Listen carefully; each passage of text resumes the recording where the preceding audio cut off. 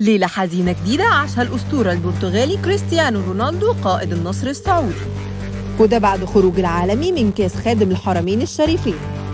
النصر السعودي سقط وسط الجماهير أمام الوحدة بهدف واحد مقابل لا شيء، وده خلال المباراة اللي جمعت الطرفين مساء يوم الاثنين وضمن منافسات النصف النهائي كأس الملك 2022-2023.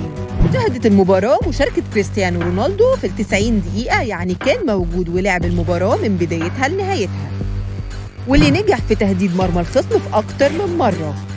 ولكن تألق الحارس المغربي منير المحمدي ومنعه من التسجيل، والنصر السعودي بقى مهدد بالخروج بموسم صفري، وودع كاس السوبر السعودي بالخسارة قدام الاتحاد، وبعد عن صدارة الدوري المحلي قبل ما يودع كاس الملك.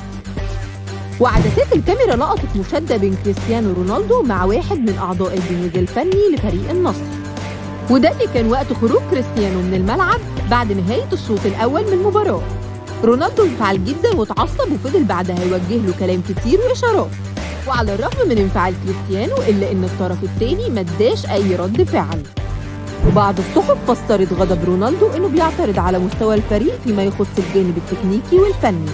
والنجم البرتغالي كريستيانو رونالدو بيعاني من حالة من اضطراب شديد بسبب مستوى الفريق وعدم وجود مساعدة هجومية. وتعرض كريستيانو رونالدو لانتقاد كتير على مواقع التواصل الاجتماعي بعد المباراة، وخصوصا في موقع تويتر، وده بسبب خروج نادي النصر بالخسارة من المباراة. وواحد من المشجعين قال: هذا سبب هزيمتنا في الكاس وفي الدوري.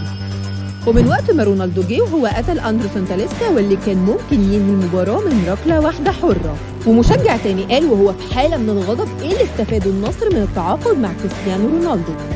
الفريق كان ماشي بشكل كويس قبل ما كريستيانو انضم للفريق، والفرق بقى واضح، والفريق بقى من غير هوية، وده موسم للنسيان. ودلوقتي المغاربة بقوا عقدة كريستيانو رونالدو في 130 يوم. بدايته كانت من بطولة كأس العالم اللي أقيم على الأراضي القطرية، ووصل للمنافسات السعودية. وكان ودع كريستيانو رونالدو منافسات كأس العالم الأخيرة مع المنتخب البرتغالي، وده كان بعد خسارة مؤلمة أمام منتخب المغرب في 10 ديسمبر الماضي. ووصلت العقدة المغربية مع كريستيانو رونالدو في كأس السوبر السعودي، وقت ما قاد النجم المغربي عبد الرازق حمد الله مهاجم اتحاد جدة لإقصاء الدون ورفقائه، وده بعد الخسارة ب3 أهداف مقابل هدف في نصف نهائي المسابقة.